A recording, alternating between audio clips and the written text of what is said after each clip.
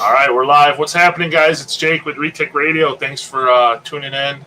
We have my buddy Travis Warren from Warren's Reptiles. Today, he's the genetic stripe, ghost, king. He's focusing a lot on those two projects. So we're going to talk to him about some of that stuff and some other stuff, kind of see how he got started in the hobby, stuff like that. So if you guys have any questions for him, drop them in the chat. I'll be able to see them. We're not going to be able to do all of the questions, but we'll do a few. So, all right. Well, let's bring the man on. There he is. How's it going? What's up, buddy? How are you? Kind of nervous, but here we go. Don't be nervous. There's only like 8 people looking already, so don't freak out. We're just talking steaks, man. How do I see comments or questions? There should be a thing on the right-hand side of your screen, and it should say comments. If you click on it, it should open them all up. You see them? Yeah. Okay. So, yeah. So I guess let's just start. Because I honestly don't know how you even began. So, kind of what got you into not even retics? Let's just start with reptiles. Like, how old were you? What kind of how'd you get started? My sister, when I was younger, had, well, if you want to go way back to like infancy. Sure, let's start there. Infancy. I always liked, like a lot of people like dinosaurs when you're little. And then I had kind of an obsession with trains. Okay. So that was cool to me when I was, I don't know how old, like 2 or 3. But you can't have either one of them really. So if you mix a train and a T-Rex, I guess you get a snake. So I see where your logic is with that. So yeah. So my older sister had some reptiles. She had an iguana and different anoles and just random stuff. Yeah. And kind of wanted a snake. Had to bug my mom for probably a year. Eventually got her to say yes. So How old were you? When I was 5 years old when I got my first snake. It was just like a little common green snake. Right on. And had it for a little bit, didn't do so well because I didn't know what the hell I was doing. Then after that, I just caught local snake, king snakes, garter snakes, just whatever I could find, and kept those. You know, keep them for the summer and let them go, kind of different things like that. I had turtles and fish tanks and all that kind of basic stuff. I think around second grade, second grade, I got a boa constrictor. It was probably 5 foot or so, which is pretty big. Yeah, that's a good sized snake. Pretty big when you're second grader. Ended up biting me pretty good. I was pretty scared of it at that point. So I got rid of that, and I got a ball python, which back then ball pythons were junk snakes, but I always liked them. So 3rd grade, I got a ball python, which I still have that animal. Oh wow! So that's pretty cool. So how old? So then what? Did you get that snake as a baby? Then yeah, it was an African import, basically. Like a captive hatched male. Oh shit! So I traded the boa for that, and I guess that was like 95 or so. So that snake's 26. Wow, that's pretty cool. So did the ball python thing. Had balls before they were even cool. They're pretty much trash, junk snakes. They don't eat. They suck, and most people kill them or whatever. Yeah. They're cheap. But I always liked them. I read about them in every book in the library, encyclopedia, anything I get my hands on, I read every book. Because there was no real internet at that time. So that was what year? I mean, so you're looking at probably what, the early 90s then? This was back in the early 90s? Early 90s, I liked them. I think it was 95 when I got it. Okay. But right on. Yeah, that was, I think, the only morphs back then. I don't even know if, well, Bob had the albino ball. think he proved that, but I don't think pieds were even proven until '97. Yeah, so this was quite a few years ago then. Yeah, and I always had a fascination with the big snakes, retics, but I mean, in elementary school and middle school, my mom's not gonna go for that. Yeah. So, well, it's hard. I think as a kid, I you know, because it's kind of the same story. Pretty much everybody, I feel like, starts with dinosaurs. Everyone's obsessed with dinosaurs, and what's the cool thing with dinosaurs? They're massive. So I think a lot of people are into the big crocodiles and the snakes and the lizards. But yeah, like you said, most parents get a parent to let you own a reptile, period, let alone, you know, is hard. Let alone a giant python or a monitor or you know, any of that big stuff. As a kid, it's. I guess my older sister having an iguana and different things like that was sort of a stepping stone to getting my parents to like say, all right, you can have a snake as long as it's small. Right. But I always had like a 6-foot rule when I was little. Can't have anything over that, which I always wanted a 6-foot ball, which still never seen one, but they claimed that in encyclopedias back then. But yeah. Anyway, so couldn't get a retic for years, but I always, like, everywhere I could find anything about like legends of big anacondas, big retics, like the man-eater stuff, yeah, anything of where they were from or anything like that, it just absorbed me like a sponge. And I just go to the zoo and like they'd have to drag me away from like the display. Yeah. I would just stare at it for hours if I could. What zoo is this? This St. Louis then? Yeah. Okay. But yeah, I was just in awe, and just everything about him was cool. You know, I've read it a few times now. I think it's the book that Crutchfield put out. It was Crutchfield and somebody else, The Tales of Giant Snakes. Yeah, I have that. And it's a great book. I mean, I love reading like the old stories that they posted, like you wrote about, like all the different retics or the anacondas that they found in the jungle, or they're supposedly 50 feet long. All the crazy, like, I don't know, that stuff's awesome. All like you said, all the legends and all the history that surrounds them is fascinating. Yeah, just like mystical, whatever words you want to call it. It was just like the aura of what they were was cool. Yeah. And you know, I still believe they can get 25 feet. I mean, I'm sure there's one out there somewhere still, but I mean, no proof on video, but I truly believe there has to be somewhere. There's got to be one. And I mean, I have friends. Has to be. I have friends in Indo and different places that they'll send me pictures of new wild caught stuff now, or just big snakes they find, and like they're still. I mean, there was a video just a couple weeks ago of that. It was like 10 seconds, but it was a big looking snake. Yeah. In the rain and water. I don't know, you probably saw it. But, yeah, I think I did, yeah. I mean, there's got to be one still out there that's huge. Yeah. But I mean, if there's 20-footer, you know, I always think that if there's a 20-footer, there's got to be a 21. If there's a 21, there's probably a 22. I just, you know, I mean, is there going to be a 30-foot one? I don't know. As cool as I think it would be to somebody see one, I think you said like 25, 26 is probably, I think, the max. But I want to see, if I could see a 25-foot snake in my life, that would be all I hope for. You never know. 23 is possible, so I would think. That's just such a big animal. That's got to be such a massive looking snake, you know. And I've seen some big ass heads on stuff they've caught over there. Yeah. You never can get an accurate, you know, they say 8, 9, 10 meters, but it's so. All right. So then what? So when did you get your first retic then? So like what you did the balls? This was like the early 90s. You had a ball python in the 90s and stuff. Yeah. How old were you when you got your first retic, and like when was that? Like what year was that? If you remember. I think it was like 08 or 09. Oh, okay. But I bred some balls and different things in like 06 and stuff like that. But like at this point, I was in college, and it was kind of, it won't be big enough by the time, by the time it breaks like a 10-foot rule at the time I had or whatever from my mom. Yeah.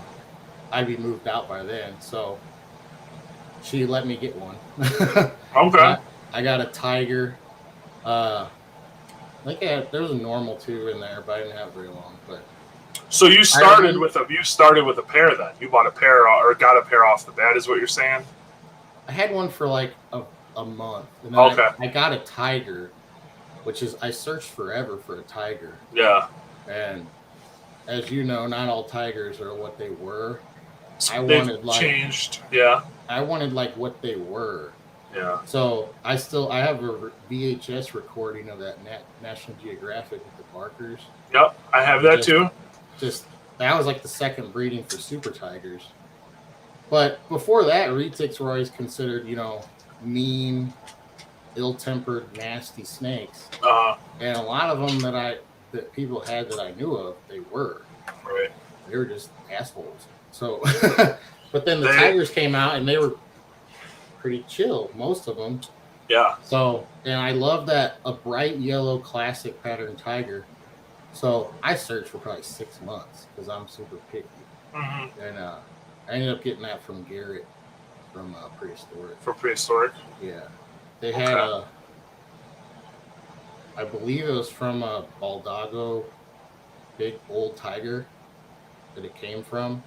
Yeah. But they were doing back then like Posset Blonde and A-males to stuff. Right.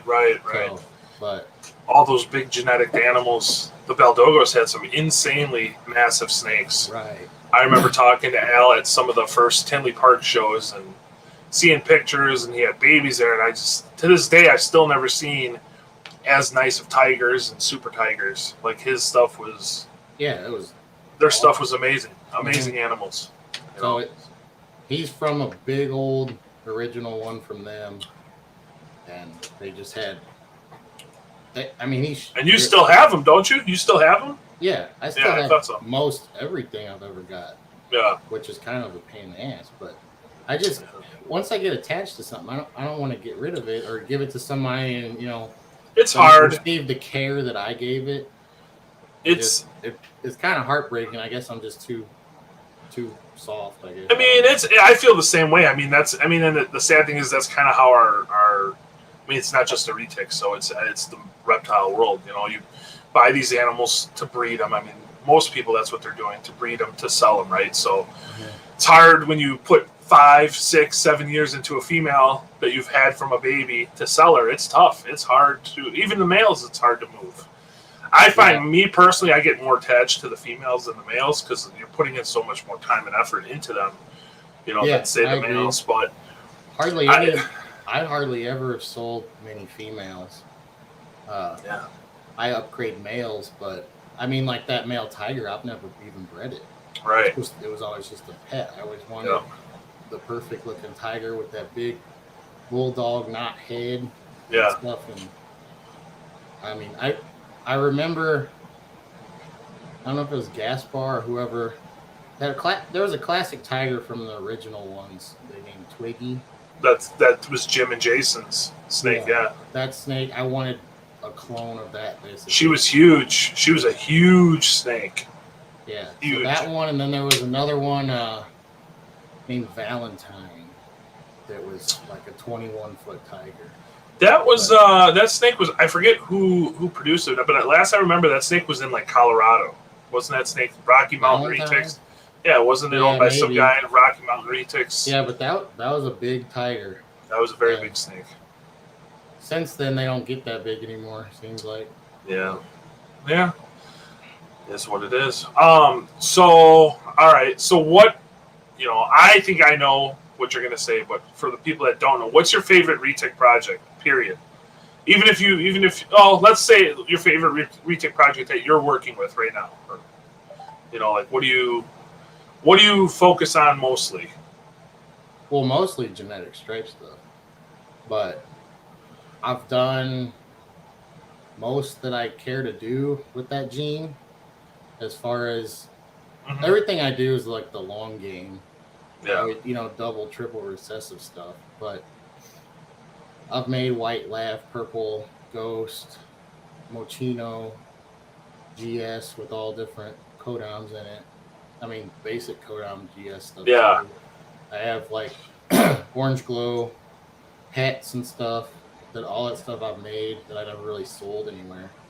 I made Mochino Anthrax Sunstripe, which was pretty crazy. That's probably one of the coolest snakes made in a long time. Yeah, so it turned out it's a male, so it's staying. I mean, either sex was gonna I was going to say, you'd be dumb to get rid of that snake, period. Yeah. So, but I've got a big passion for the ghost stuff too, just because I was so close to Ben and I've seen the original snake so many times, and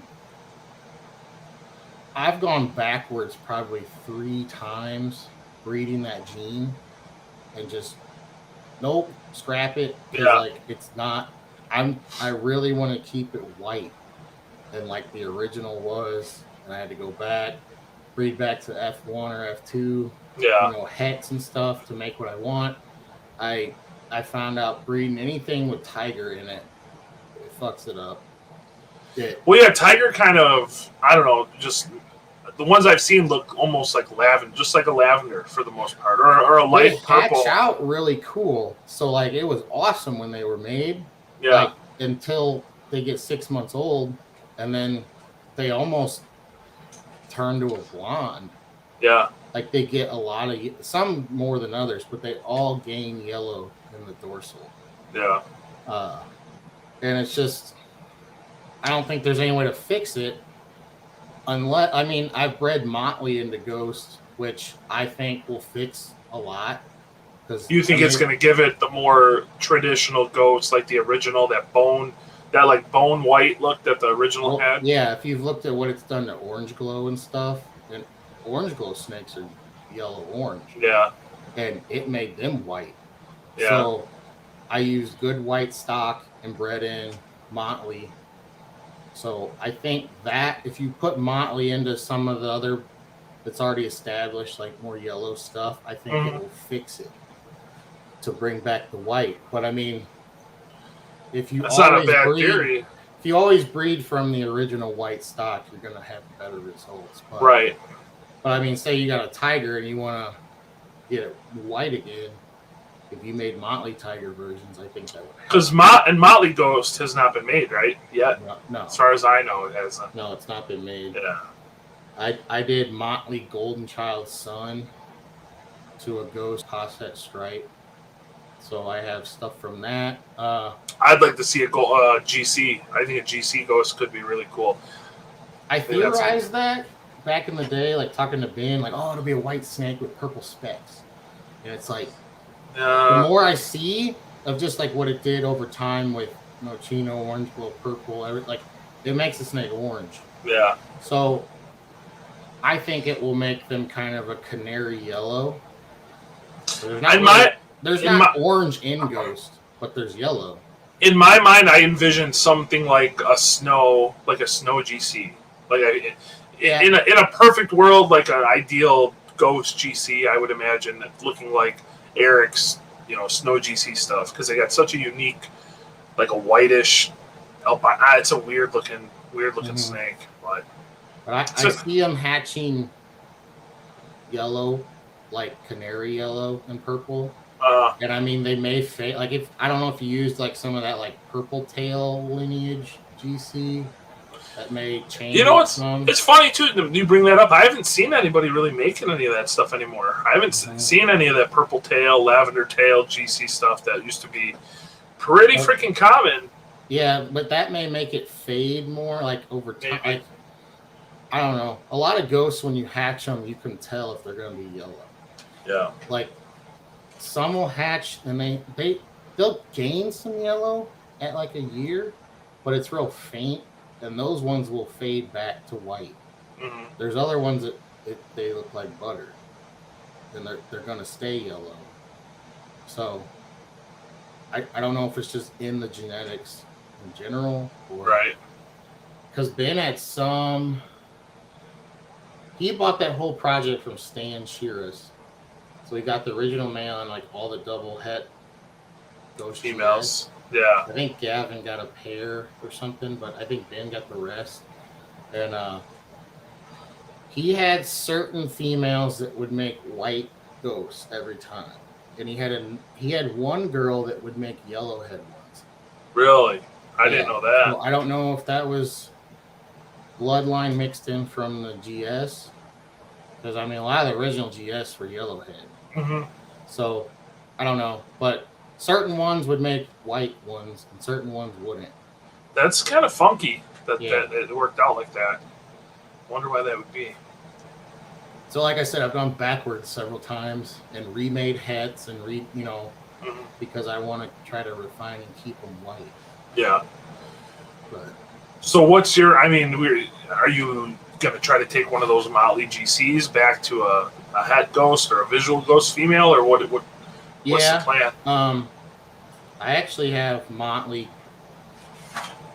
Platinum Motley double head Anery ghost. Oh, that's cool. So Anery's going to help too.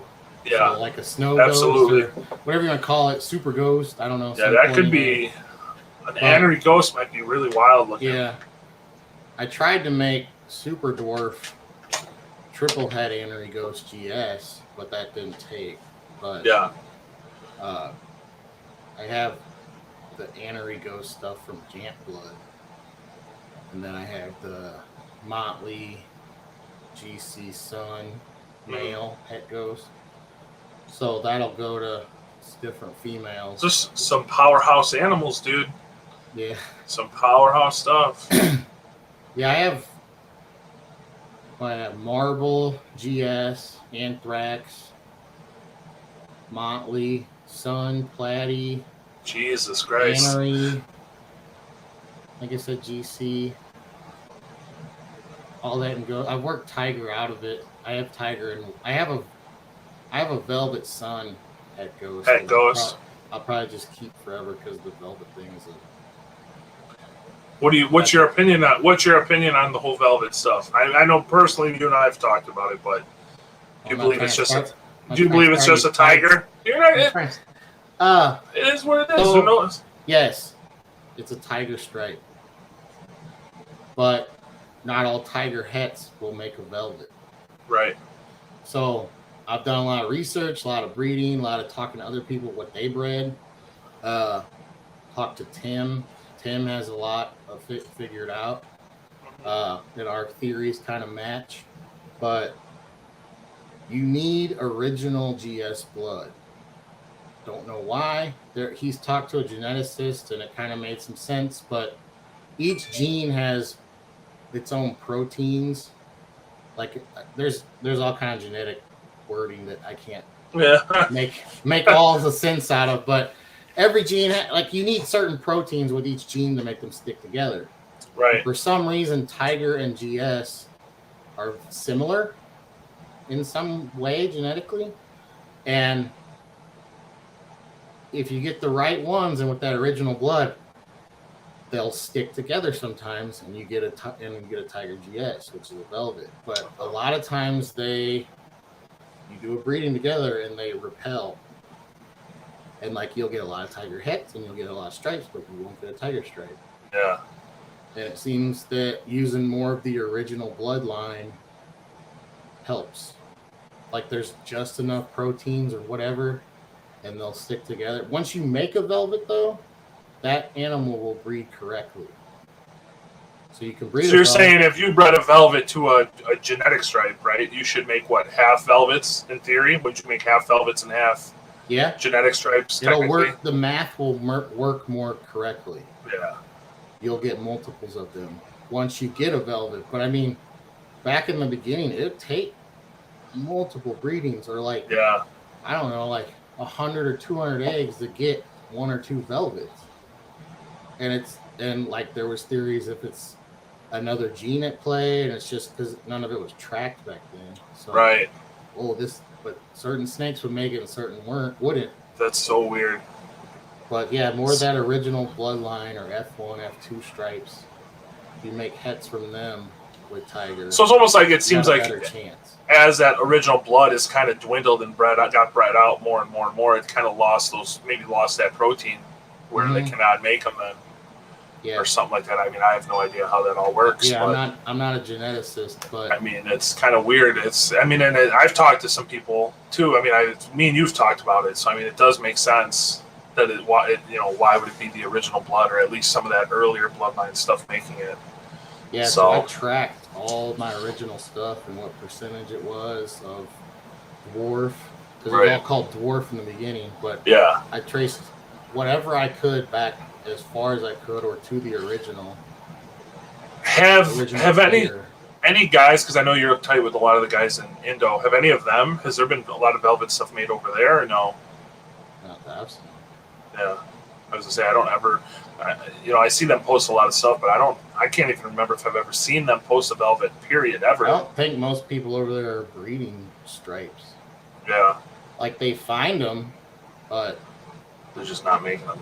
No. It's not a super popular gene, man, which I don't understand. I mean, I love it. I think it's beautiful. One of the oldest genes, so I don't know if people just gave up or forgot. I mean, in the beginning, that was a pain in the ass genetic. Some of them, for some reason, babies don't want to eat, or you got to start them on chicks. Yeah. Or you can put them all in one CV70 and just throw a shit ton of mice in there. And there's once they all start striking them, it's like a feeding frenzy kind of thing. Yeah. I mean, I've talked to you about it when I made my first genetic stripe stuff. Gavin, a few other people, and everyone said the same thing, that they're hardy. And I thought you guys were all full of shit. Thought you were all full of shit. And then they hatched and had a couple babies eat right away. But the majority of every genetic stripe clutch I've ever made has been like that, where there's a couple might, but the rest of them suck. They suck to get going. A lot of the early stuff too, they'd breed and get egg bound, but the hets don't. The hets are fine. Yeah. The hets breed fine. You breed a visual male to a female het, it's fine. Nowadays it's pretty worked out where the visuals are fine, but a lot of the early ones, they got fucked up. That's so weird. That's so weird. And they were beautiful animals. Like they didn't get big. Like I'd call them a dwarf still if you had original lineage, but it's hard. We can't name a locality with it.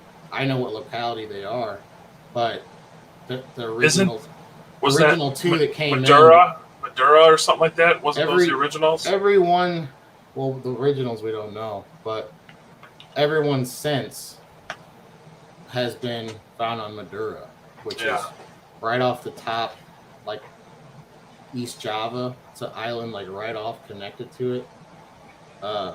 They did find one in Sula one time, but I think it was a Sula stripe. Holy shit! It looked really nice. I think it got out. Somebody's pet, like you're saying. But there's been other GS looking animals. There was one found in Sumatra, but they bred it to known GS genetics and it didn't work. Huh. So it wasn't the same. Something different. But the original female that Bob got there was no locality info attached to it. It was just Indo. But then he got the male. Someone had a male in Europe that he got too. But there's no locality info. But I mean, the original stuff only got 10 to 13 feet. How big is yours? How big is your big girl? Your biggest genetic stripe female, since they're dwarf. Or supposed dwarf. She's 16 or so and heavy. She's big. She's huge. She's monstrous. Had albino. She's 62.5%. But yours is big. Jay has that monster one too. I think that's an albino, right? Doesn't he have a big giant albino stripe? Yeah, thing looks like it looks like it's huge. It's wild. Mm-hmm. I mean, mine was a good size. I mean, mine was every bit of at least 13 feet. She was, she was pretty thick too. But they're just built it. Yours was more original blood, wasn't it?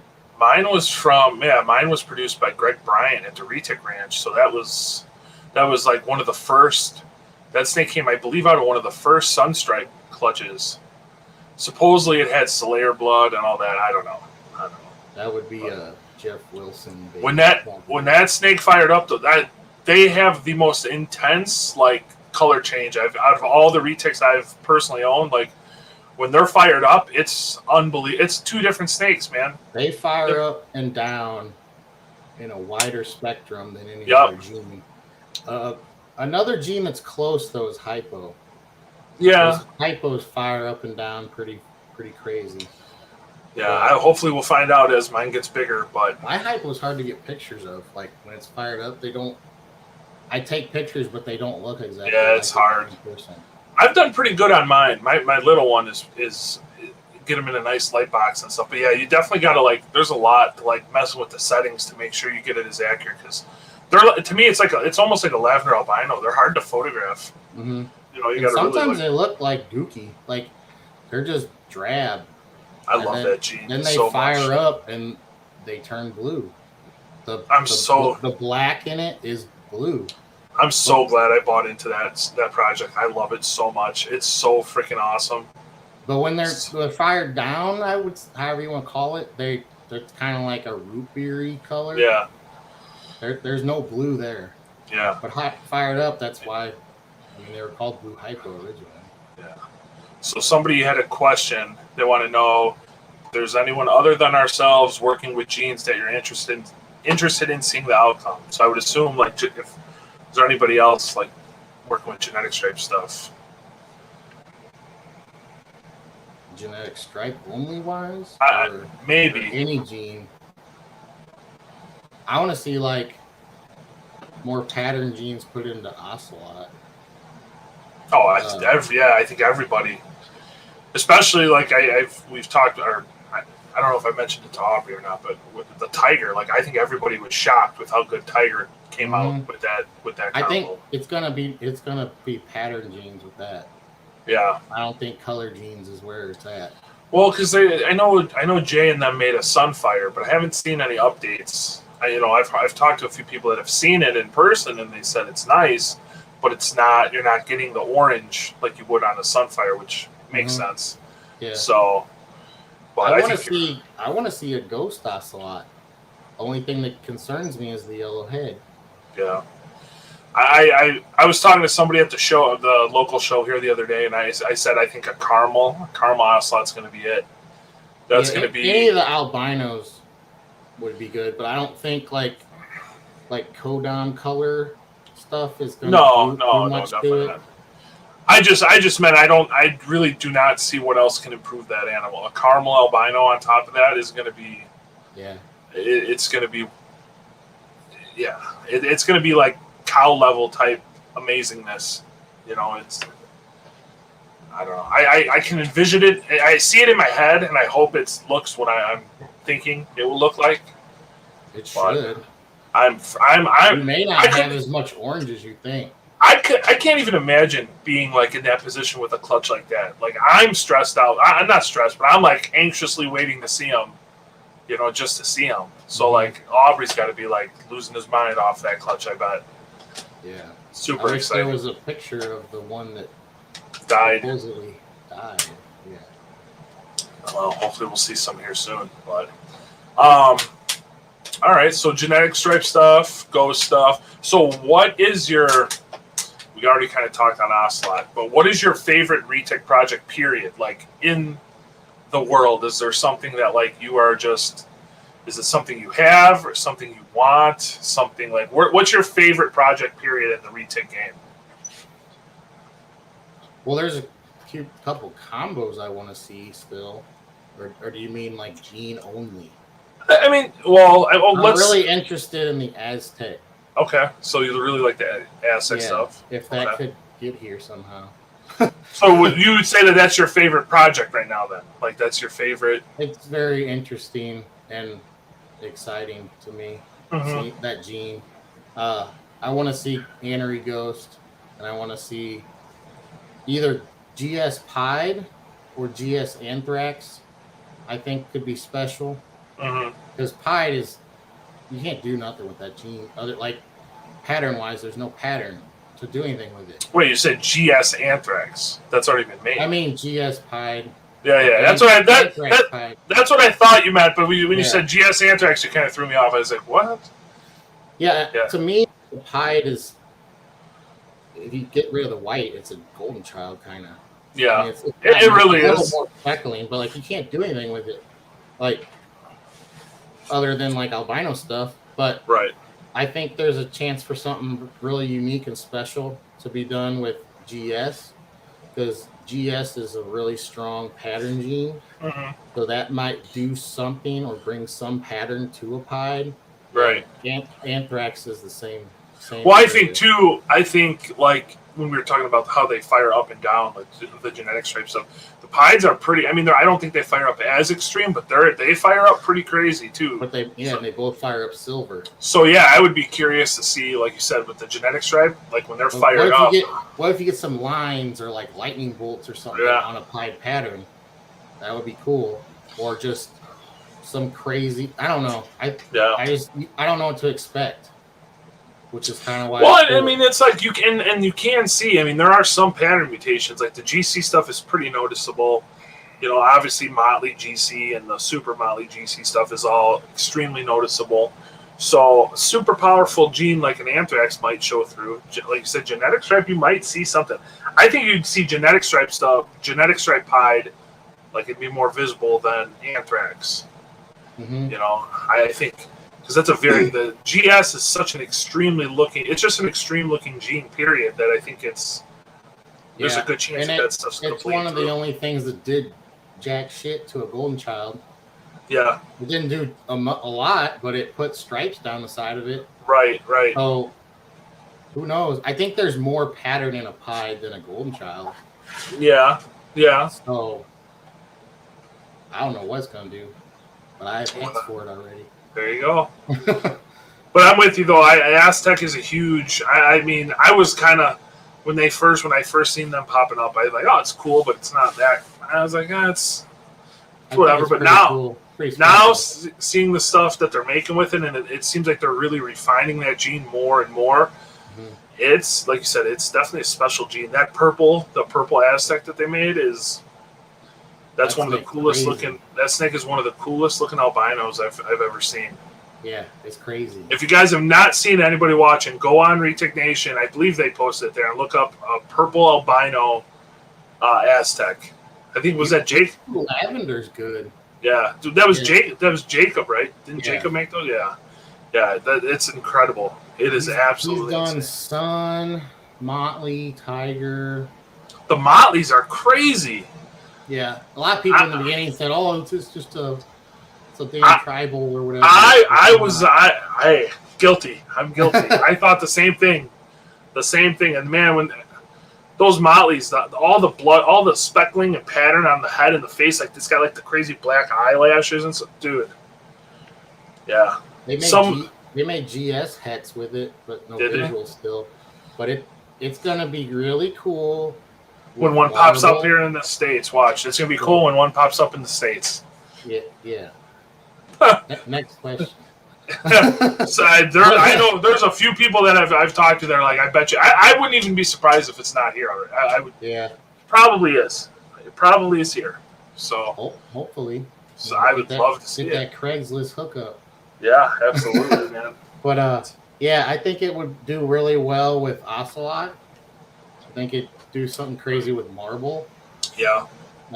Anthrax. Any of that, like it's really bold pattern black, and like it'd be a crazy head to see an Ocelot Aztec. They do, and you know what? It's great. Like I almost feel like they do have a lot of, like they do have some similarities, right? I think some of that dorsal patterning and the kind of spots on them and stuff. So the color would be weird. Who knows if it does a cow thing? Another I would hope allelic.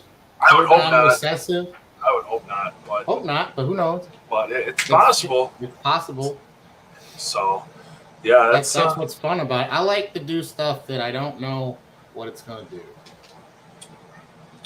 Well, it's nice to go kind of against the crowd, right? Against the grain, kind of. That's how I feel. I mean, I do have stuff that it's more like the mainstream, but that's why I do so much blonde. That's why I do the Sula cross stuff, and because I can't get my Sulas to breed. So I'm like, I better at least cross them to make something, right? No one else is doing it, so. But I like doing all that weird shit too. It's. Sulas are special snakes. Yeah, they are. That's my heart, man. My Sulas are my heart. I love those fucking snakes, but they're a pain in my ass. They're a pain. I think they have different requirements. I don't doubt it. I've definitely thought of that as well. It's definitely a possibility. We'll say small snakes breed better, but do they? Or do they breed better because of the conditions they're in? Yeah. Do you know where I'm going with that? I think so. Yeah. Yeah. I'll just say Sula's a big damn snake. They get long. I think they need a big ass cage. Big cage, big temperature gradient, big food, cycled correctly. There's a lot of small snakes. Oh, like they'll breed in a 4 foot or 6 foot cage, but they can choose where they want to be. Like, I think a 20-foot snake's probably as easy to breed as a 12-foot snake, but not in the same cage. Right. So it just all has to get scaled up. It's possible. I mean, I've seen big 19, 20-foot retics being bred out of Visions. It's not that it's impossible. No, it's not impossible. It's harder. It's harder, for sure. I think you have to do more manipulating of the enclosure than just letting the snake decide what. Yeah. Like, you have to feed it and then temp drop it a lot and back and forth manually versus letting the snake, I'm going to go to the cool end or the hot end or whatever. Yeah. And I don't know, Sulas to me are kind of almost a different species. Like super dwarf, different species. Yeah, really. They should be classified as such, I think. And I think not all Sulas are equal. There's different regions, whatever you can call it, localities. I don't give a shit. Me and Garrett. Sulas are Sulas. Me and Garrett talked about that, and I was like, it's like sub locality type deals, right? It's like whatever you want to call it. Sula's so big, and like you said, there's so much variance from the stuff, in the northern part to the southern to the central. It's just that there's so much variability. So like what do they call them? The bantangs. Yeah, the bantangs. A bantang and a macassar, not that far apart. But people don't know. Like, if you just look on a map and don't know anything about the place, they don't look like they'd be much different. But they are. They're very huge ass mountain range that separates the two. Very different animals. They're very different animals. A bantang's more similar, probably, like size wise and stuff, to a slayer than a macassar. But like those central Sulas are the Sulas. Right, those are the giants. Yeah. Yeah. Sula from back in the day is a legendary man-eater, zigzag, crazy head-looking snake. Yeah. Not all Sulas are huge. No, they're definitely not. I mean, it's like a Palopo or a Macassar. They look different than like a Penrang. And I mean, a Bhutan is a Sula. It's connected. It's just like northeast, way off the island, kind of. I think that, like you said, though, I think that's I've been doing it, you've been doing it long enough. Like, when I say Sula, or you say Sula, we think of, like you said, the Macassar, the Palopo stuff, the big, when I say Sula, dark eyes, the green eyes. Snake that scares me some. Yeah. I'm saying, look at it, that's an intimidating snake. But I'm saying looks-wise, though, right? They got the crazy dorsal, the like you said, the rope intertwined. They got the big dots. That was a trademark thing back in the day. Barker's old Sula. Right. 4 dots on the head, green eyes. Yeah, those are all like the markers. Slopey bent head with like the wide muzzle. That's a Sula to me. Yeah. I mean, they're all technically Sulas. Right. But like I'm saying, not all Sulas are the same. Not all super dwarfs are the same. Right. I think there's different zones or localities, whatever you want to call it, of that island. Yeah, I 1,000% agree. Like, the ghost stuff is from real high up North Sumatra, where they've all been found. Same area. Like Median City or whatever you call it. Medan, Median, however you say it. That's where the ghost stuff's from. So really North Sumatra. A lot of the other stuff is middle or lower. They're not built the same. Yeah. They just aren't. You look at the original, if you look at every detail, they have like a longer, pointier head. I think they're big genetics. And it's just, I think every island I think is different on whatever end you go to. Yeah. Well, I mean, I'm sure, like you said, it's And our sample size here of Sulas is not that big. right. No, it's not. But I mean, like every island, I'm sure terrain is different. They're different, food items and Mm-hmm. scarcer food on certain islands. Obviously, you're going to get smaller animals, maybe more agile, leaner, all that stuff, and it's there's just it'd be cool. It'd be cool And just there's bleed through, mhm. like integrades Yeah. as the areas change. Well, the fucking snakes swim. They swim from island to island. I'm sure some of those islands are not that far apart. They're swimming and, like you said, mixing, and so pretty crazy stuff. It's I don't pretty know, awesome. it's all fascinating to me. Yeah, it's But I've done a lot of studying and pay attention to where each gene's from, and I mean most of that information people don't know. It's lost. No, they don't. They don't. I mean, We can talk about that if you want. I mean, I try to stay up to it as best I can. There's so much. It's so much stuff. It's but it is cool to know like where some of the morphs and stuff came from and originated from.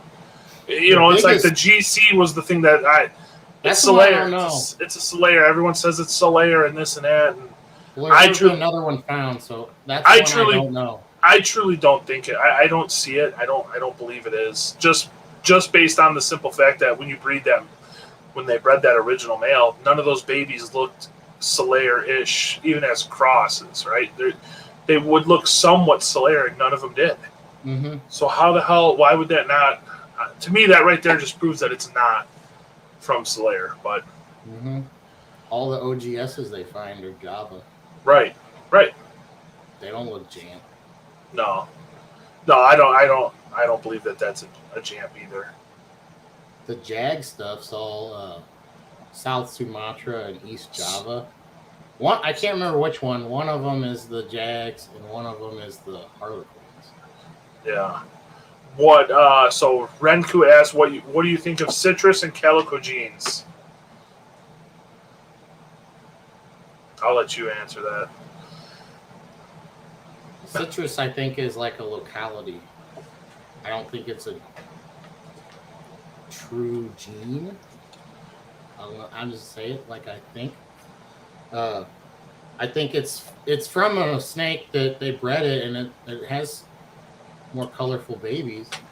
But I think if I think that's kind of a line bred trait. Like you'd have to keep breeding those down the line to keep that look. I was going to say I agree with you. I think citrus is it's bullshit. I think it's not a real thing. It's bullshit. Like, it's not a gene, like you said. Yeah. It's a very nice looking animal, and it makes very nice looking animals. You take a citrus and you breed it to something that looks like shit, the babies are probably not going to look that nice, I have a feeling. Right. You keep doing that, pretty soon you're not going to make citrus stuff anymore. But if you made citrus tigers and you made citrus whatever, all off that original snake, and you breed those, you'll keep getting citrus stuff. Yeah, I mean, it's... But if you breed that 10 generations, it's gone. Yeah, I just don't. I think it's it's a whole marketing ploy, and it's the whole... Well, I don't know. I mean, let's... I mean, when that was bred and they looked like that, you couldn't call them that. Yeah. Like, you don't know if it's genetic or not. You breed them again, well, it'll still kind of look... Yeah. There's... So... I'm not saying it was meant to be misleading, because when it was bred, that's what they look like. No, I agree with you. But I don't think... I just say... it's genetic, like incomplete dominant genetic. Yeah. I'm saying in this moment right now, though, in 2021, they've had that animal citrus stuff has been around, what? It's been around years now. Mm-hmm. Nothing's really ever came of it. I mean, there was some Motley stuff made, which, again, they're beautiful. They're definitely nicer, cleaner, brighter animals than like the citrus, a lot of the other stuff. Golden. They're better looking. Yeah. I had one. Well, it's there. I had one. To me, it's like a locality. You'd have to keep the percentage, whatever. I mean, and I don't even know if anybody's done if they've bred citrus to citrus. I'm sure they have. I'm sure they have. So if anyone would have, it'd probably be Gavin. He has Yeah. that Or stuff. Kevin. Yeah. They're like the only two. Wasn't that like a platy type animal? The I don't original remember. one? I don't remember. It might have been. Don't quote me on that, but it was like a better looking snake. Yeah. I mean, it is very nice, but Well, like the calico stuff, that's just random. And mostly it's girls. mhm. I don't Yeah. know why. Calico is so cool. I mean, So Poison cool. Ivy had stuff from it that was unique looking, but what does she look like? Not a calico. Right. I mean, she's dead now, but Yeah. like, what if you took the calico off and made her normal again? Would she be odd looking anyway? I don't know. I don't know.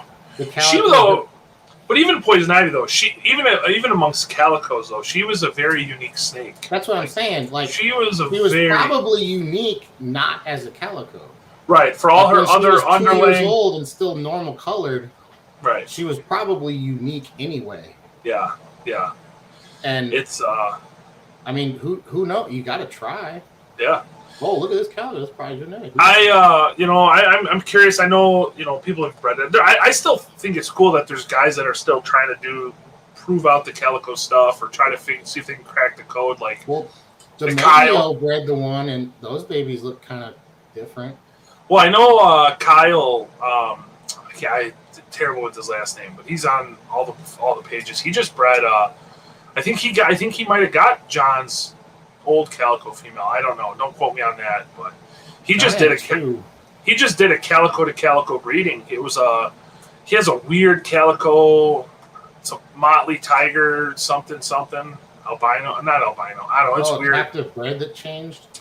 I believe so. Yeah, it would have to be. But it's weird, and he bred that to a big calico, and he made some babies. So, I mean, it would be, with unlimited resources and unlimited space, it would be pretty awesome to like raise a group of them up and just see. Because I mean, that's the common thing with them is up 3-4 years old, they go through a real nasty thick shed, and they basically go from normal to calico overnight. That's happened in ball pythons too. Yeah, so it'd be just cool to like raise them up just to see. I mean, those ball pythons that I've seen do it, it's a real thick, like double, tripled up shed. Yeah. And it strips the color off. Yeah, that's what Gavin told me. They'll stay that way, and some won't. They'll just go right back the next shed. That's so weird. But so weird. I know Gavin was really saying cool snakes. He had a big golden child tiger that did that. Shed out, nasty, stinking shed. It was like a light switch. The animal was 100% different night and day. Night before it was fine. Did it go back? I'm pretty sure it stayed. Pretty sure it didn't go back. So you have to. Nerd had that tiger that changed, and it stayed that way. They sold a baby. I talked to the guy. He bought a super tiger from them years ago. From Nerd. Yeah, from Nerd, and it turned. So it's a calico super tiger. It's old, It's like 15 years old, 20 years old, but it's real small. But it's like gray. The whole snake is gray with weird spots on it, all sorts of craziness. I think. Is it Blake Wilson that has a super dwarf tiger calico? I don't know. And he's got that other calico. They say is a dwarf female. Yeah. But I'm not sure. Really? Well, he died and they brought him back to life. Oh, jeez. They bit him in the head and wrapped him up, and he passed out too, soaking in the bathtub or something. Jesus Christ! And he was dead for like 3 minutes. That's terrible, man. Fuck. That's what Blake told me. He's like, I gotta have it because it killed the guy. Holy fuck! But it's not a big snake. It's like 13 feet or whatever it is. Wow. Apparently, it's an asshole. Jeez, it doesn't take that big a retic to kill somebody if they're stupid. No, that's. I mean, you can have an 8 or 9 foot retic. Well, you get a pissed off. I mean, if anyone's ever had to grab a retic behind the head or something to like remove an eye cap or something, when they're pissed and they're squeezing you, you realize how fucking strong that those animals are. I mean, and I think they say it only takes very minimal amount of pressure wrapped around your neck to like knock you out. I mean, it's not that much. If like the 1 8-foot snake that killed the girl, like if you're weak or something, your hands are tied behind your back for some reason, or I don't know. It's you trip and knock yourself out when it's squeezing. I don't know, some freak I mean, accident, but I've had guys that like want to buy snakes from me, and they're all about the retics, and they've came to my house and they've handled some of my bigger snakes. I mean, big jack dudes that, and they're like, "Holy fuck! I cannot believe how strong these things are." I'm like, it does not. They're very, very. It's an animal you cannot screw around with. I mean, they're dense and it's like dead weight. Yeah. And they go where they want. Like, you can guide them, but like, if you ever had a big ass male that's mad or in breeding mode, like, I had one tail wrap my wrist, and luckily someone was there where I got a hook, but it wanted to come back at me, and it was no joke. I had a 15-foot, 14-foot, 15-foot big tiger from Twiggy, platinum tiger that I got from Twiggy, off of Twiggy's babies from Jim Gaspar. Yeah. He was huge. He's the one that bred my Jamp, made my Platy Jamp stuff. But he was normally a puppy dog. But yeah, I had one time when he kind of the same thing, was pissed off and wanted to breed. And that's how the original tiger I have is. That snake is the sweetest snake you've ever. He's great. Yeah. All 9-10 months of the year. But then there's those other couple of months. Yeah. You don't know what he's going to do. And that's why people get real complacent. And like, these are apex predator animals. Like, they're not a ball python. You see people kissing them, put them up on their face. Yeah. It's like, 99% of the time that's fine. But I don't even. You're dumb. I don't even put them on my, like, very, very rarely will I even like put a snake up on my shoulder. Like, if I put them in my top vision, I usually don't do it. I've done it a handful of times, but it drives me nuts seeing these people like treating them like puppy dogs, and they can be friendly animals, but kind of, or they're more domesticated than they were. Yeah. But if you know what they were, that's what. Why don't you get a? Well, I'm not going to go there. Never mind. It's still a wild apex predator animal. I mean, it's not. It's give that the right circumstances, all the stars lined up, you're fucked. Yeah, there's they're not to be. If you know that in your head and you know how to read them, you're fine. But like, it's not a snake for somebody that's never had one. No. Like, get a baby or raise it up or something like that. Well, that's the thing. There's so much like negativity too about this person's not ready for a retic or that. And that shit drives me crazy, because it's like, I would much rather sell a snake to somebody that has done their research and they know what it's, let's say like a younger kid, 15, 16-year-old kid, right? Mm-hmm. Typically, you're not going to sell one to a kid like that. I mean, I've sold one to a younger kid, like 16 or 17, but parents, he had permission. Kid talked to his parents. Kid was super knowledgeable. I felt comfortable selling it to him, and I've even told him, if you have any issues or you need help, call me, text me.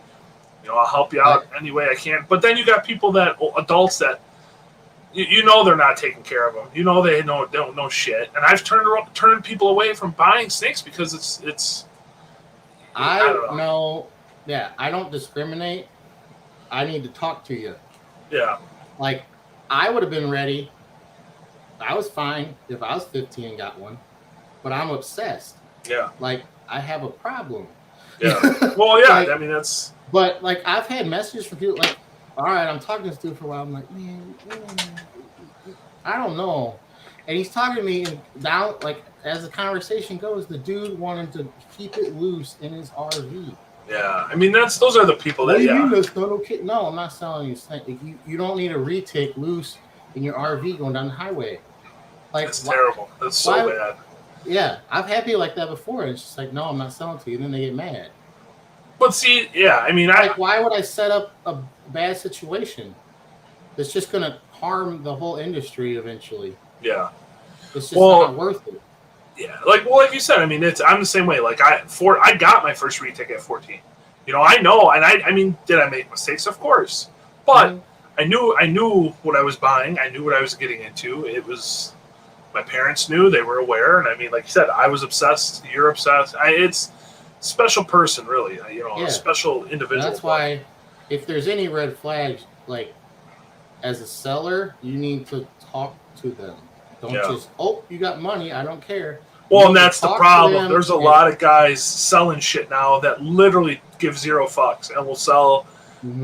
They'll slice their best friend's throat for a sale, sell to anybody that will pay them. That's one thing that bothered me for years. Is just think of it as like an investment. Okay, let's have a ball python mentality about this. Even though retics are ball pythons, but back when retics were an investment, that really bothered me. People would sell them. Oh, I only got 2 of these, and they'd sell them, and they had 6, and then they sell the next one cheap after they got the big money sale from whoever they could. Yeah, and then they slit their throat of the people they sold it to. Like, you've just screwed not only yourself as a breeder, whoever you sold it to and invested. They're investing in you as much as they are that animal. Absolutely. To hold that project for what it is. And if you slit their throat, there's nothing. Right. It's just a race to the bottom, and there's several breeders that do that, and they're still around. And it's like, you can't do anything about it, because any new person's gonna, oh man, I can get this $2,000 snake for $300. Yeah. Like, it's just do it. It fucking you can't hurts. get rid of them, but it's just mind numb. It's just going. I know. I know. Well, we'll divvy away from there. So we were we were talking about what your favorite Retic projects were. Okay. Right? So what is your least favorite? What's something that you would never own, you're just not a fan of, whether it be whatever the reasoning is? What's your least favorite? Least favorite genes? I have a few. So what's your least favorite out of the few you don't like? Type 3. Okay. Amel. Okay. I don't like Amel. I like Amel hets.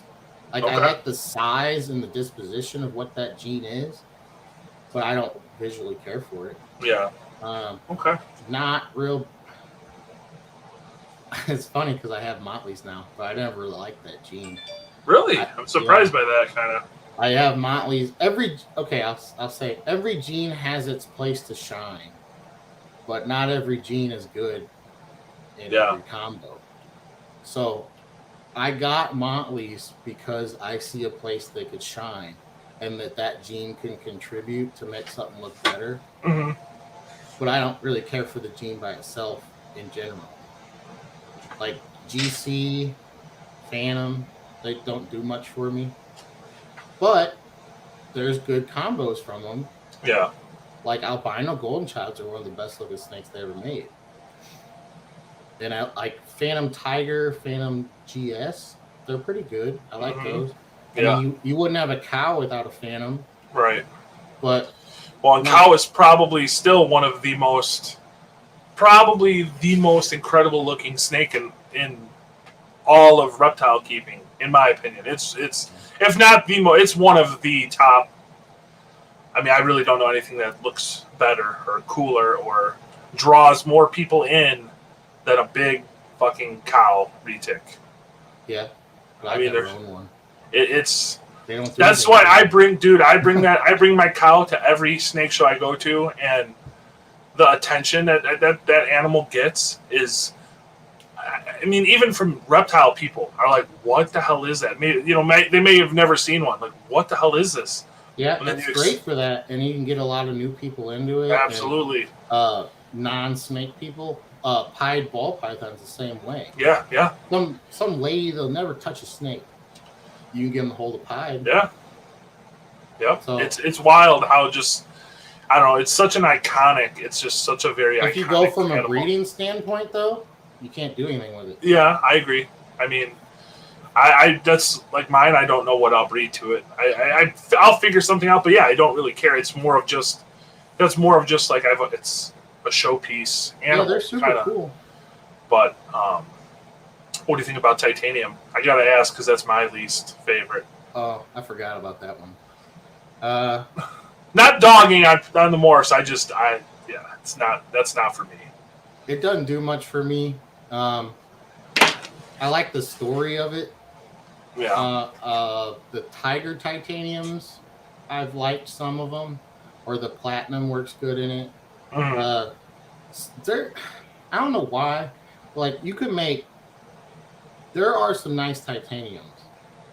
There is. But you got to make 40 of them. Like Yeah. there's 35 that suck.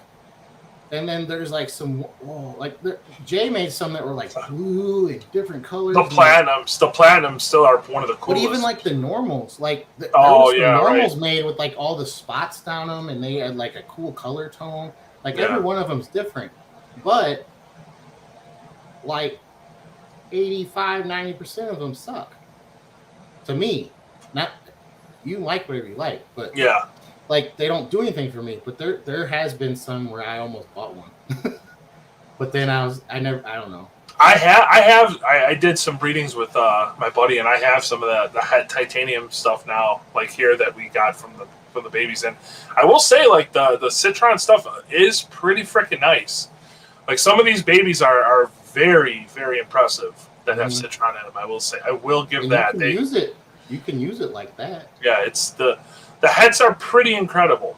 Like back when Jay was starting with that gene, the Platy Tiger Citron was super nice. Yeah, and I almost bought one just because. There and that's before we knew what you could do with titanium.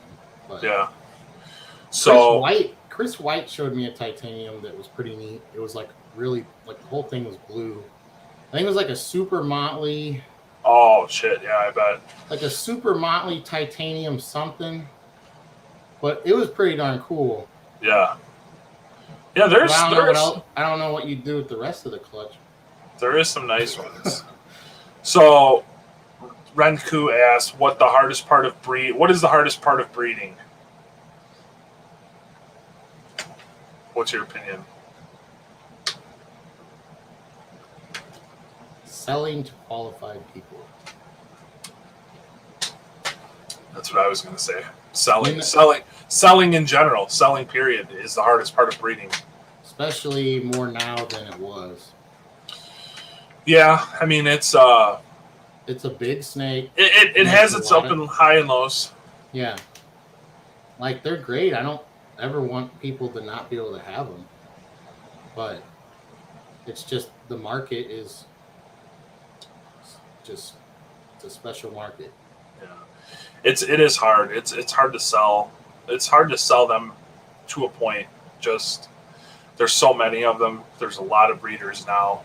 You know, my opinion is there's I've done my best year of retic breeding. I did I think 6 clutches, right, and not all big. I think probably average somewhere around 30 to 40 eggs, somewhere around there. And that's a lot. That's a lot of baby retics, man. That's a lot of snakes. And that's not even that many. You see these guys that are pumping out 10, 15, 20, 40 clutches a year. How? I don't understand it. I don't know what you can do with them all. Like, if it's spread out, maybe. Like, 6 clutches is too many damn retics nowadays. Yeah. Like, 10 years ago, 6 years ago, you could maybe do that. But not now. There's too many breeders now that, like, when there's only a couple people breeding them, you could do that. Yeah. But not nowadays. Like, I wouldn't want to have 6 clutches. Well, and like you said, it's the selling part of it, right? So you do 3, this guy does 3, this guy does 2, and it's I don't know. There's a lot of guys that are just buying up adults to breed them just because they just want to breed, right? They don't give a shit. They're just going to breed, drop the prices on stuff. So then it hurts the guys that are raising up babies to put in their time to breed them, to make a name for themselves, and do it the right way it should be done. And these guys just try to fast track, and they can't ID shit. They don't care about pricing. They don't. It's a whole fucking deal. It's a whole thing. There's a problem. You can't breed these like they're ball python. No, there's not. It's a big snake that makes maybe not the first clutch, but they make quite a bit of eggs. So big snake, a lot of babies, and a small market. Not everybody can keep a retic. and they don't Yeah. need to. Some people do. They're great. I'm not saying they're not good, but it's just the market can't support that much production. No. The amount of Like people a that ball keep python, they're a small snake, so everybody can keep them. They yeah. can keep a whole bunch of them, and they don't make a lot of eggs. So it's great. It's perfect Yeah. for that. But like, you can't breed retics with that same mentality. You got to. Not every retic needs to be bred. No. It looks like shit. Don't breed it. Yeah. Well, and I think, like you said, the market, right? Or we just don't have the numbers. There's so many people. I think people don't realize how many people out there are keeping ball pythons. I'm not talking breeding them and stuff. I'm just talking about your 10-year-old kid that's got a ball python in his bedroom. There's, the numbers I'm sure are quadrupled what retic people are. Probably more than that. There's so many fucking people keeping ball pythons. It's unbelievable. So I think that's, like you said, that's why I think culling is awesome. And not awesome, but you definitely need to do that. I think people need to call, some stuff now. I like me. I would gotten where I don't. If it's not special or new, or I'm really trying to refine something, I don't breed it anymore. Yeah. Like, that's what I meant. Not every snake needs to be bred. No. Like, you don't need to buy 6 sunfires and breed them all. Yeah. Like, if you're gonna make something new, gene stacking's fun, but like, I don't know. I don't know. Yeah, it's. If you want to get into that, we can. But it's. I mean, it's hard for me. That'd be a 2-hour show, because I know me and you, we see eye to eye on a lot of that. I can talk about this for 10 hours. Well, then let's because we're already over an hour in. So we'll have to come back and do another episode. We could do that, just talking about selling and marketing and that whole deal. We can talk about caging. We could maybe even come back and maybe get a few guys on here and talk, sit down and do a big show of marketing and selling and stuff. I think would be cool. Yeah. But so who do you think are your biggest mentors or idols, in the whole retic world? Who do you look up to? Who do you think's doing it right? Who helped you out a lot? The biggest influence on me ever was Ben Retic. There's nobody else I could say. Mm-hmm. That dude did it right. He didn't mass produce. He made special quality animals. He took the time to talk to everyone like they were the same. So if you were buying $100 snake or $10,000 snake, that dude would give you his time. And his facility was great. It was just one of the best guys I know. Best friend, whatever you want to say. It's just it's terrible. It is terrible. But that dude, he was a special dude and had a special gift. And he taught me a lot, and he gave me a lot of just private secret tips and all kinds of stuff. He was probably the most. I look at him as almost like a what you want to do, what you want to aspire to be in a reptile breeding facility, business, the whole deal, right? Mm-hmm. Setups amazing, facility is amazing, just. I mean, everything. Him as a everything. Person, just he taught me the importance. Too, yeah. He taught me the importance of customer service. It's not just selling the snake; it's after the sale. Yep. Those people become repeat buyers. If you can help them, their success is your success. That's what I was talking before about. What I don't like is people that they don't give a shit about you. They just want your money. Yeah. And they'll slit your throat as soon as you walk out the door. As soon as you walk away, you're done. They won't answer your texts or phone or nothing. Or they sell you a snake and they won't help you afterwards. Or they sell you a snake for $5,000 and they sell the next one for $1,500. Yeah. You just fuck that dude and you don't care. Yeah, it's terrible shit. And so there's good and bad to it, but if you want to name other people, I think the best retic breeder there ever was is Tim O'Reilly. That dude has a gift. I don't know if you can. He is. He is Jay's success as far as retic breeding. Yeah. Jay's got his YouTube channel and that stuff, and that's great and that's separate. But Well, Jay's a showman. I mean, Jay's an entertainer. Yeah. He's an entertainer. You can't hate the man for being. He is entertaining. No, I don't have anything against him. I'm just saying the breeding science and what makes what it is Tim. It's Tim. Yeah, 100%. I mean, Tim is a an evil genius, man. I mean, he is. That dude's got a gift. Yeah, he's pretty amazing retic breeder for sure. The Barkers are pretty special people to me.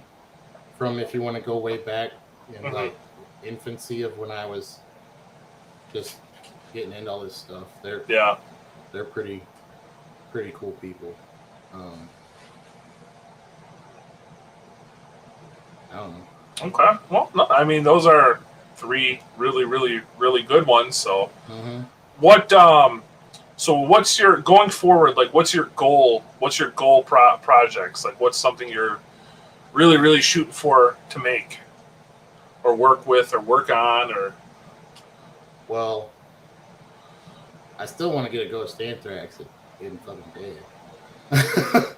Yeah, it's just bad luck, but there's nothing wrong with the gene or project. It's just bad luck to me. Yeah, I want one of them, so I'm gonna try to make. And people have been asking me to make more ghosts. They want ghosts, good ones. Yeah. I want to see genetic striped pied, and I want to see Anery ghost. I want to make caramel GS. Those haven't been made, right? Orange Glow has. Yeah, Orange Glow. I think there's 1 or 2 that have been made. Yeah. There's like an Orange Glow Phantom stripe that that's pretty cool. Cole Craft or whoever, he made one. Oh yeah, that's right. I forgot he did make that. So he made that, but I made hets to make them myself. So I might make Orange Glows this year, like a Orange Glow. That would be neat. Orange Glow, Velvet, Lumen Glow, Sun, Game. Oh yeah, that's cool. That'd be cool. I mean, you gotta make them in purple too. Yeah, purple hets. I remade all my crap, so everything's a purple het. So there's no bad byproduct because I'm not a fan of the whites. Yeah, nothing against the whites. It's just it's a harder snake to sell. Purples sell pretty freaking good. Purples are nice. Purples sell. I'm shooting for Orange Glow and caramel and mochino and all that stuff, but I like to not have bad byproduct. Right. Because we just talked about the breeding stuff. I want everything in the clutch to be good, and I want it's wanted. Yeah. Because I don't really like culling. It's just I got a big heart. I'm a nice guy, so it's rough for me to do that. It's got its place. I understand it, and I mean it needs to happen in certain aspects or ways. But if I can not do that, that's the best way for me. Yeah. And a lot of people, they don't cull in the nicest way. No. There's a lot of ways people put snakes down that's not kind to the snake. Ethical. Yeah. The kindest way is the roughest way for you. I'll just say that. Yeah. It's rough to do. And yes, unless you got like a veterinarian that's like your best buddy or something. If you don't, it's the best way for the snake is the roughest way for you. And you gotta think of the snake, not yourself. Yep. 100%, man. It's easy to put them in a freezer and leave and don't have to watch it. Right. But it's not. It doesn't feel good for them. So where do you see like the whole retic community headed? I mean, there's always pending legislation. There's a lot of shitty individuals in our little niche in the reptile world. Where do you see the retic world headed in the future? Well, I'd like to say, and I'd hope it can go on forever and for years, and everyone can enjoy it. I'm for freedom. Mm-hmm. So I think everyone should have the right or the opportunity to own one if they desire and if they're, you know, qualified to do that. Yeah. Um, where I actually see it going is probably not the best, unfortunately. Yeah. Just because we really need to fight the stuff, and we needed to fight it a long time ago, harder than we did. And it's rough being a niche group of people at one end of the boat, if that makes sense. Yeah. You know, trying to get Yeah. everyone to help you, and they don't give a shit because they don't keep retail. It's not their fight, or they don't believe it's their fight because they don't keep these animals. But when the boat starts sinking and you're already drowned, and then they want help, there's nobody. You know, so the reptile community in general all needs to be a group together. The retic people and the ball python people and the gecko people, crocodile, whatever you have, you all need to be friends and support each other. You don't have to see eye to eye on everything, but that's what needs to happen, and it didn't really. Yeah. And that's one of the reasons why I even kind of wanted to start this whole podcast thing is obviously talk to people, and it's kind of the new thing. Podcasts are kind of it, but I see so many podcasts. I listen to so many podcasts, reptile stuff, that a lot of it is pretty much primarily ball pythons guys, and they all knock the retic stuff. People shouldn't own them or all this, which I personally would never own a venomous, but I would never say I don't think you should. If you're qualified and you're able to handle it and work with it, you should be able to own whatever the fuck you want. You should be able to keep whatever you want. If you can take care of it and are following rule, size, caging, and all, you know what I'm saying. Mm-hmm. You should be able to own it. But when you got your own community telling no, they shouldn't be able, they shouldn't have them. They shouldn't. We should not have them. Like, what the fuck, man? Yeah. Like, that's fucking terrible. That shit drives me crazy. Yeah, this isn't a political podcast, but my views on anything really is pretty. I don't give a shit what you do as long as you're not endangering someone else. Yeah. So I'm not going to tell you what you can have. Don't tell me what I can have as long as you do it responsibly and safely. Like, if you got a fucking tiger next door with a chain link fence and it's going to jump over and eat my baby, that's different. Yeah. Otherwise, as long as you're not endangering someone or the animal's kept humanely, I don't think you should, like you said, you should be able to keep and have whatever you want. Right. I just don't. Reason. I mean, yeah. I mean, I always bring up the tiger, people keeping tigers and shit. Like, would I personally keep one? I mean, in a perfect world, unlimited resources, space, all that, I would love to have an animal like that. Mm-hmm. But you shouldn't just go and get one and throw it in your mobile home or in your apartment, stuff like that. But I'm not going to tell somebody that has the space, has acreage and the experience and does everything they're supposed to do that they shouldn't own one. Mm-hmm. You shouldn't. They should be able to do what they want as long as they're being responsible with it. Like you said, Well, I would love to have a croc monitor, and I know you would too. Nah, they suck. I hate them. I fucking hate those things. Don't lie. I hate those things. No, I would love to have one, but I don't because I don't feel I can keep it properly. It's a special animal. A lot of people don't have that self-control, and they just get one and they'll figure it out later. I mean, that happens with retics too. Mm-hmm. But I would love to have a croc monitor, but the way I'd love to keep it is in a whole room. Yeah. Because I think it's great what Blake's doing. How you can have them outside and then those big pens or big zoo type stuff. That's awesome, and they get all the UVB and everything. But in Missouri, I can't do that. I mean, I could do it for not year round. I was just saying not year round. I could do it a few months in the summer and stuff, but I don't have the space to dedicate a bedroom. Yeah, I could fit one in a Vision. Yeah, that's not right. Yeah. So I would want a bedroom size cage with logs and everything. It'd be awesome. I love them. I just can't. I can't. Yeah. So I don't. Well, yeah, and I mean a monitor is a completely different. I mean, it's than a snake. Like, who wouldn't want their snakes to be in these giant room enclosures and this and that? I think anybody that owns and loves these animals would love to do that. Mhm. It's I don't know. There's I get torn. I get stuck on that whole debate. There's certain individuals, I'm not going to name who, that always talk shit about people keeping them in vision cages and this and that. Which, I mean, I personally think unless you have a snake that's so fucking big that it cannot. Now, there's a few I've seen pictures of that are so massive that a vision cage they shouldn't be in it, right? But like me personally, my snakes come out quite a bit. They cruise around the room.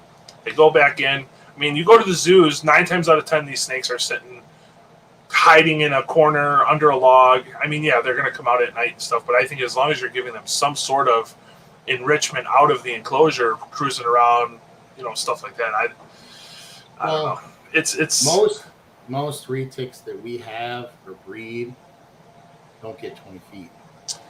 Well, yeah, that's a very rare. It's a rare animal, especially over time and all the stacking of genes and stuff. They just don't get that big anymore. Yeah, some do. So a 632 is adequate for most. That's not saying keep your big ass Bhutan trying to eat everyone in a vision. That's right. Not humane. If that happens, or it's getting 16, 17, like what the fuck, time to start looking at some other caging options, because those jumbo cages look great. Mm-hmm. And you can get them in 8, 10, 12 foot size, 4 foot deep. That's wild. However tall you want, and that, a 10 or 12 foot jungle cage, you can have a 20 foot snake in that. Yeah, absolutely. Like, but don't just say, they're not expendable to me.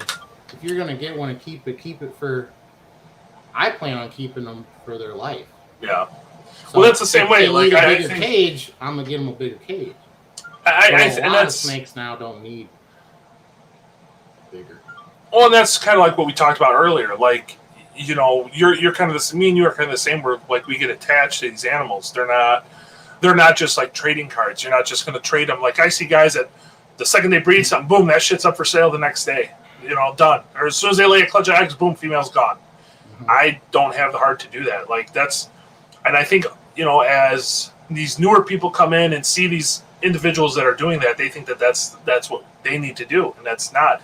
You need to enjoy your animal, raise it.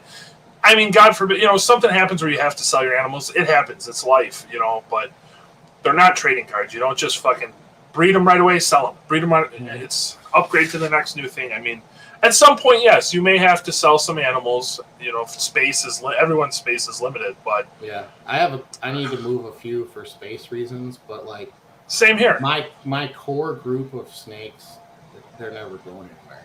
Yeah, and those snakes, like if I can tell you're not going to keep it, you're just going to kill it or whatever. Like I'm not going to sell it to you. I raised it. I took the time. Like it needs to go to a good home. I'd rather go to a good home. Like, I think people should pay a certain price because if you get shit for free, you don't take care of it. Right.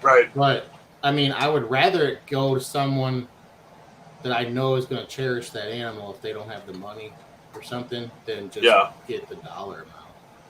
Like, if I knew I could give it to this person and it was going to be cherished for its whole life, I'd give it to them. Yeah. Over the person that's going to give me $2,000. Well, yeah, you want your animals to be happy and healthy, and in a loving environment where they're going to be taken care of. So makes sense. Mm-hmm. So, yeah, man. Well, fuck, we're at an hour and a half, so longer than I thought. I think we could probably wrap it up. Going. You got any more questions? No. I mean, I'm like I said, I'm sure we could talk about something. We'll have to. I definitely want to bring you on again, and we can do maybe we could do a whole caging episode, or. Like I said, I think getting a couple of the that I think good quality breeders and keepers, or breeders, I should say, all together and do like a big, maybe we could do like a breeder special and have a bunch of us on at once talking and stuff. I think would be really cool. So that would be cool. We'll have to try to do that, but I got a lot to talk about with cages or feeding or breeding. I don't know. I think a lot of people's theories on certain breeding stuff's not right. Yeah. But If I don't know if we got, it still says we got like 8 or 9 people on. So if anybody wants to ask anything to Travis before we hop off here, do it now or forever hold your questions to yourself. But I appreciate you coming on, man. I know we've been trying to do this for yeah, ever. I got sick and lost my voice, and there's nothing I can do Kid about life it. makes it a little harder. Cleaning, Yeah. you know, and you get caught up on cleaning, and it's kids change it, man. Yeah, It makes I've had to make arrangements and figure out a new process. yeah. Having a kid now, and It makes it a lot harder for sure. I have a normal job too, and then I got sick, and it's just Yeah. I don't want you to think I didn't want to come on. I know how to it do is. it more, but I know how it is, man. I like Mhm. you know I got a full-time job, and then 2 kids, house, everything else with life. So it's but yeah, I got a lot So- more we could talk about if you want to do multiples of these. yeah, well, definitely. Doug, yes, Doug asked if you're a car guy. Yes, he is. Yes. Doug's a newer guy I met recently. What's up, Doug? He's a good dude. He got some cool stuff, but he's a big car guy. I think he used to build transits for like a lot of like the street outlaw guys and stuff like that. So good dude. He's out down. He's a lot. I thought you said transits. No, I think I think he said transmissions. I know he did some sort of work on race cars, so he's a good guy. Yeah. That's cool. And I got what a else? background in all that stuff, so if anybody's got any questions about cars or engines or whatever, hit the guy up, Doug. And then Ranku asked that we should do more YouTube videos. She'd like to see a video of, or they would like to see a video of the collection. So, yeah, Travis, you'll have to start your YouTube page up and get videos going, man. yeah. So, cool, man. Well, I appreciate it. Thanks again for doing this. And yeah, we'll definitely, like I said, I know me and you could talk for fucking hours. So, we'll have to do another one for sure. We definitely will. So. I appreciate it. Well, thanks for having me on. And no problem. Anybody wants to ask me questions or whatever, feel free. Hit him up. He's on Morph Market, Facebook, right? Warren Reptiles, and yeah, got a lot of cool stuff. Message my personal page. That's fine. Do you have Instagram too, or no? I don't know. Yeah, you do, right? I do. But you don't really use it. I don't. My wife does. Okay. She's got these. I'll drop his. Maybe I'll link his Morph Market or something into this video in case anybody wants to check out what he's got. So.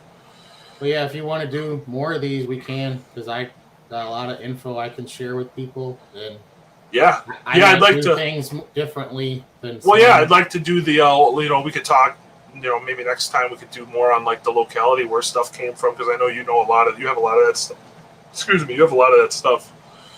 Either written down or in your memory. So talk about a lot of that. So yeah, done a lot of caging, trial and error, and what works and doesn't work, and how to seal cages, or just buy one piece, leak, or just buy one piece cages. Well, yeah, but I mean, if people want to fix theirs, yeah, or whatever.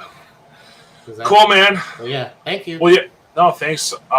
All right, guys, I appreciate everybody watching. If you guys haven't, make sure you guys subscribe and like the page, and hopefully we'll get one up here soon. So take it easy, guys. I'll talk to you soon. Thanks again, Travis. You're welcome. Thanks.